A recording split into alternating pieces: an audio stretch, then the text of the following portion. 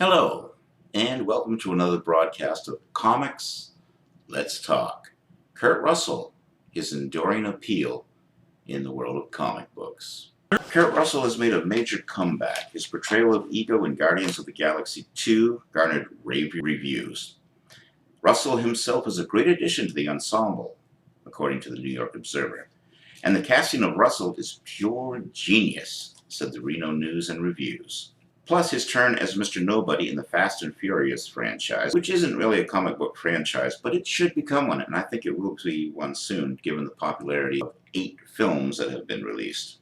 Those portrayals endear him to modern-day fanboys. Kurt Russell's first appearance in a production that was based on a comic book was 1962's Dennis the Menace, in the episode Wilson's Second Childhood. He also appeared on television shows like Man from U.N.C.L.E. in 1964. The Man from U.N.C.L.E. was adapted into comic book format by Gold Key Comics. Millennium Publications also adapted Man from U.N.C.L.E. stories in the Birds of Prey affair. Also, DC did a Batman 66 meets the Man from U.N.C.L.E. In 1965, he appeared on Gilligan's Island as Gilligan meets Jungle Boy. Then in 1966, he appeared in an episode of Lost in Space. The March 1966 episode of CBS's Lost in Space was entitled The Challenge, and he played Quano, the son of a planetary ruler and Edward's son in Follow Me Boys. So those were appearances on television. Actually, Lost in Space was a Gold Key comic book at the time, but it was not based on the Irwin Allen television series. That's the interesting thing. When I was a kid, I remember watching the show and then going to pick up a comic book in the store. And when I read it, it's like, these aren't the people on the TV show. Who are these people? Who's Craig Robinson? I'm used to John Robinson. And the kids were Tim and Tam, and there was no Bleep, and there was no Robot, there was no Dr. Smith. I didn't know what was going on. Turns out that the Gold Key comic book, Space Family Robinson, Lost in Space, came out before the TV series and featured a different cast of characters.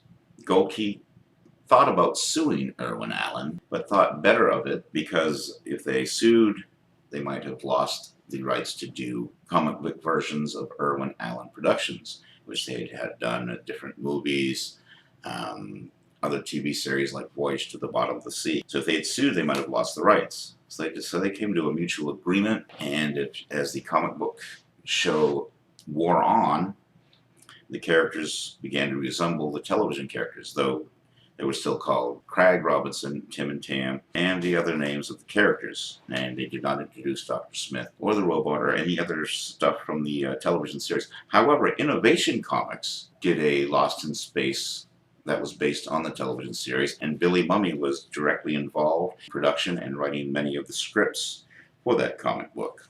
But the question is, when was the first time that Kurt Russell himself, a character that he played, appeared in a comic book? Was it Escape from New York? Was it one of the Disney films which had been adapted into comics and comic book digest? Well, actually, the answer is we have to go back to 1963. After he did Dennis the Menace, he did a short-lived television series where he played a Tom Sawyer-like protagonist called The Travels of Jamie McPheeters.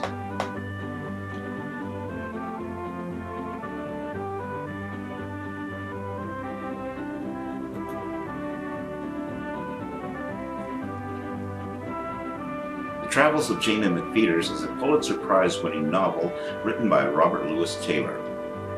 It was later made into the short-running television series on ABC from September 1963 through March 1964. The Travels of Jamie McPheeters was adapted into comic book format by Gold Key Comics. Kurt Russell got reviews as Jamie. Dana Irely played his father, and Michael Whitney and Charles Bronson played the Wagon Masters, Buck Coulter and Link Murdoch, respectively. The program faced stiff competition on CBS at 7:30 Eastern on Sundays from My Favorite Martian and the first half of The Ed Sullivan Show. NBC was airing Walt Disney's Wonderful World of Color at the same time slot, so with that competition, the show quietly died after 26 episodes. However, after the series was canceled, Kurt Russell and Charles Bronson reprised the roles of Jamie McPheeters and Link Murdoch in the 1964 theatrical movie called Guns of Diablo, which is an expanded color version of the series' final episode, Day of Reckoning, March 15th, 1964. Russ Conway appeared in the film as Doc McFeeters, replacing Dan O'Reilly in new sequences. The show also starred Susan Oliver, a popular character actress on television who did the Star Trek pilot, in which she played the green Orion slave girl in The Cage, later broadcast as the two-part Menagerie on NBC. So that episode brings us into the world of feature films.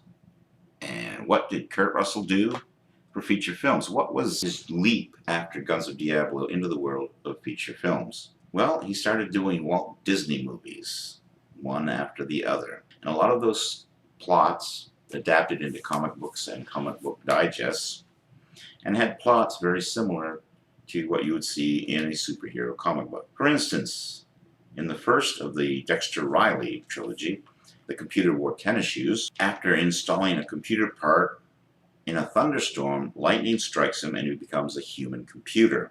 And The Strongest Man in the World, which came out in 1975. Other films in the Dexter Riley trilogy included Now You See Him, Now You Don't, where he becomes invisible in 1972. The plots are very comic book-like, and some of those movies have been adapted into comics digests. In 1968, the one and only original Family Band came out, which is interesting because it was the first pairing of Kurt Russell and Goldie Hawn in a feature film. And of course, they would go on to develop a relationship later on in life. And then came 1971's The Barefoot Executive. 10 years after that, in 1981, came the role for which he's probably best known, Snake Plissken in Escape from New York. Best Clint Eastwood impersonation, and thus they pitted him against the old Clint Eastwood spaghetti westerns villain, Lee Van Cleef.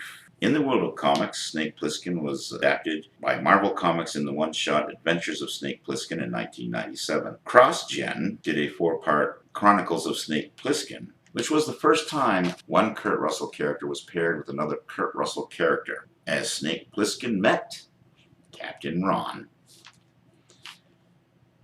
In 2014, Boom Comics acquired the rights to the Snake Plissken franchise. In 1982, John Carpenter's The Thing came out, and it was later adapted into comic book format with original stories from Dark Horse Comics, The Thing from Another World, Climate of Fear, Eternal Vows, Questionable Research.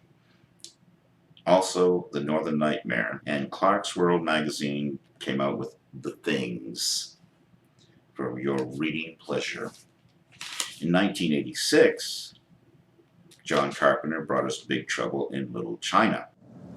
This is Jack Burton in the Pork Chop Express, and I'm talking to whoever's listening out there. It's a pretty amazing planet we live on here, and a man would have to be some kind of fool to think we're all alone in this universe. There is a hidden world where ancient evil weaves a modern mystery. What's going on here? Is this some kind of Magic. The darkest magic. They call it Little China. Finally, we shall bring order out of chaos.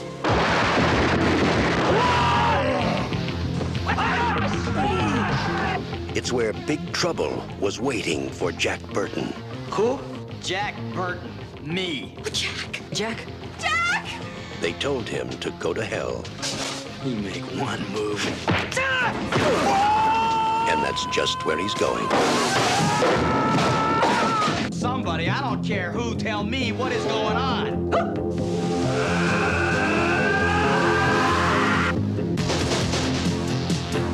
How are you gonna spring us? I have no idea. There are many mysteries, many unanswerable questions, even in a life as short as yours.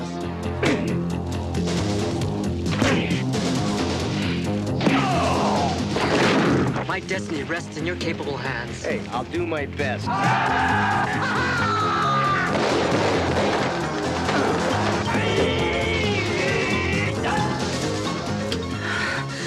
God, is this really happening?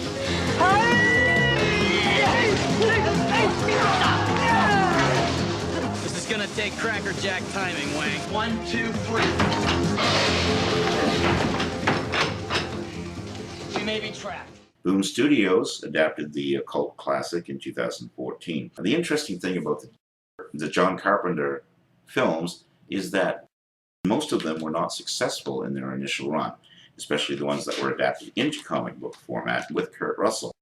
But they become cult classics. And they're planning on doing a new comic book series called Old Man Jack, where Jack Burton comes out of retirement, and it was written by John Carpenter and Anthony Burke. And I'd just like to say, if anyone knows anyone at all in the world of filmmaking or knows John Carpenter or can get in touch with those studios, I think it would be an interesting idea to have Kurt Russell reprise the roles of Snake Plissken and Jack Burton. Maybe not in the same film like they did in the comic books, but if Harrison Ford can play Indiana Jones and Han Solo into his 70s, then Kurt Russell can still play Snake Plissken and Jack Burton today. Stargate came out in 1994, which of course was turned into a television series and of course made into a comic book. Now the comic book version takes its cue from the television series versions of the characters. However, if it wasn't for the movie, there would be no television series and be no comic book series, so we have to include that here in this discussion. Also in 1996, we had Escape from LA, the sequel to Escape from New York, which had mixed to poor reviews, and the special effects were lacking. That much is for sure. Then came 1998 Soldier, which is in the Blade Runner universe, and in 2005, the comic book movie Sky High, where he played Steve Stronghold. Some little comedy, kind of a mix between teen comedies and superhero movies. Sky High received generally favorable reviews based on review aggregator Rotten Tomatoes. The film earned a fresh rating of 73%, positive reviews, 93 positive, 34 negative. The site's critical consensus read, "This highly derivative superhero coming-of-age flick is moderately entertaining, family-friendly fluff. Commercially, it was a success." And that's a look at Kurt Russell's appearances in movies and television series which were either based on comic books or became comic books later on down the road. So as we've discussed, Kurt Russell made a big comeback in the world of comic book movies by playing Ego in Guardians of the Galaxy, and he also made a big comeback in the world of comic books last year. As I was researching the best-selling comic books of 2016, I was surprised to find Snake Plissken meets Jack Burton, Escape from New York, and Big Trouble in Little China. And I was thinking of that. What would make a good sequel to that comic book series? How about a crossover with Boom and Dark Horse? And they bring MacReady on board. After all, we did not see MacReady die. In fact, in the documentary Terror Takes Shape on the DVD, well, they had Russell available. Carpenter agreed and shot a scene in which MacReady had been rescued and administered a blood test, proving that he is still human. The alternate ending with MacReady, definitely proven to be human, has yet to be released. So that's a brief history of Kurt Russell's appearances in comic book related productions on both television and in the world of film. He has the #2 superhero movie of the summer of 2017 in Guardians of the Galaxy, and he has the #1 selling comic book from Boom Studios. 2 of his characters, Snake Plissken, Jack Burton from Escape from New York, and Big Trouble in Little China. And that's all the time we have for this program. I hope you enjoyed this little trivia on Kurt Russell's appearances in the world of comic books. Come on and join me next week. We'll have another broadcast of Comics Let's Talk. Remember to check out the website Comics for Sinners and my comic book reviews,